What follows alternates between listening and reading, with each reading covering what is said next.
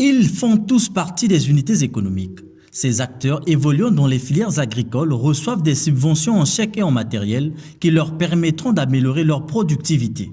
Ces dons, constitués essentiellement des motos, brouettes, motopompes et tonneaux, sont à mettre à l'actif du gouvernement américain par l'entremise de l'USAID, Agence des États-Unis pour le développement international, dans le cadre du projet de promotion des petites et moyennes entreprises pour l'amélioration du bien-être social afin de réduire la surexploitation des animaux sauvages et la destruction des forêts en République du Congo. Le montant total mis à leur disposition est fixé à 230 711 000 francs CFA. 5 chaînes de valeur ont été retenues sur des critères bien spécifiques, notamment le manioc, le cacao, l'aquaculture, les produits forestiers non ligneux et l'écotourisme. À travers le programme des subventions, le projet CERC veut donner des moyens aux acteurs communautaires de jouer un rôle fondamental dans la création du bien-être collectif et qui tiennent compte du caractère non renouvelable des ressources disponibles. Les activités concernées par ces subventions visent la production de miel de qualité à la périphérie du parc national de Konkwati-Douli, dans 6 villages du district de Madingo-Kai. Le deuxième groupe de bénéficiaires concerne la production et la commercialisation du jus de cacao à Pokola. Le troisième groupe concerne la mise en place des bassins piscicoles à Péké, avec la particularité de viser principalement les femmes autochtones.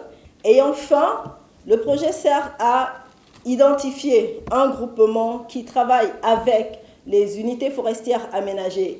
Le projet, qui bénéficie de l'appui du ministère de l'économie forestière, vise en réalité à soutenir les initiatives des acteurs de la société civile, du privé, des coopératives agricoles et des communautés locales vivant dans les zones à forte activité forestière. Par cette initiative, l'État américain et la République du Congo démontrent leur engagement dans la protection de l'environnement, la protection des écosystèmes forestiers et de la biodiversité. L'objectif principal des États-Unis au Congo est d'aider le gouvernement et le peuple congolais à préserver et à protéger ses trésors environnementaux.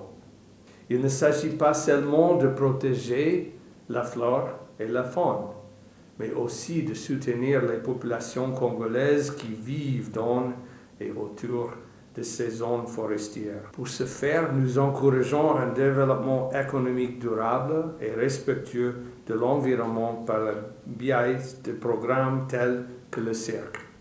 Cet investissement va améliorer les possibilités d'emploi et générer des revenus pour près de 300 personnes qui vivent dans et autour des forêts tropicales du Congo. Je félicite donc les différents groupements qui recevront des chèques et du matériel, choisis parce qu'ils sont des entités bien structurées, qui ont une grande expérience communautaire.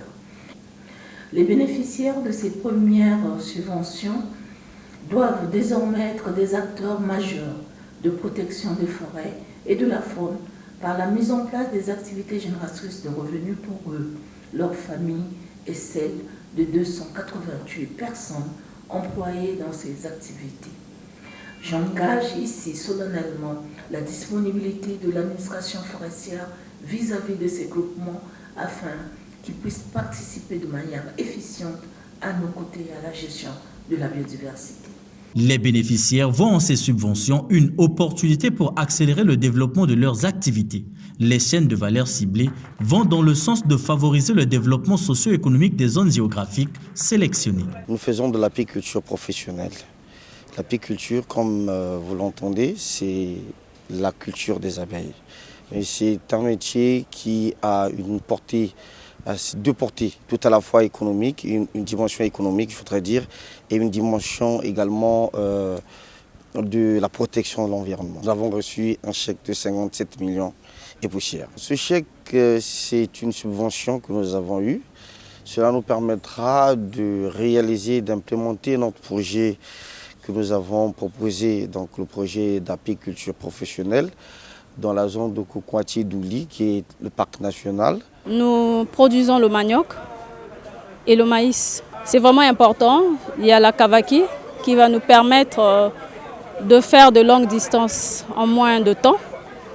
Il y a des tonneaux qui qui vont nous aider au cas où nous transformons.